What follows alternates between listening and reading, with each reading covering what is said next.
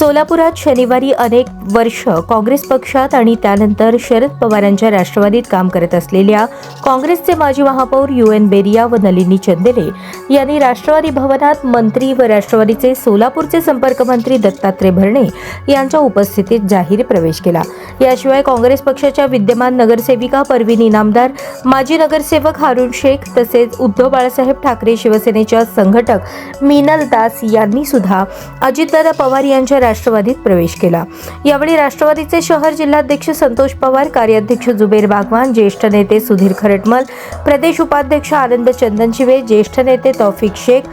चंद्रकांत दायमा, आनंद मुस्तारे, general secretary Pramod Bhosale, Wasim Burhan, मकबूल मोहोळकर, माजी नगरसेविका पूनम गायकवाड, माजी नगरसेविका तस्लीम शेख, चित्रा कदम, सायरा शेख, प्राध्यापक श्रीनिवास कोंडी, ज्येष्ठ नेते हेमंत चौधरी,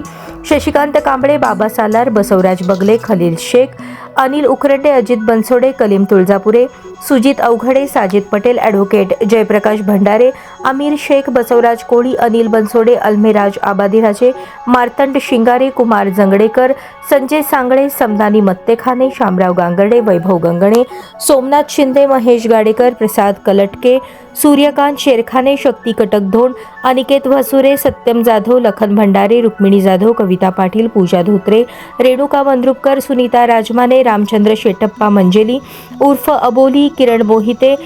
विश्वभूषण कांबळे, दशरथ शेंडगे, कणसे, मास, राजबिटला, रोहित पाने यांच्यासह राष्ट्रवादीचे पदाधिकारी व कार्यकर्ते उपस्थित होते।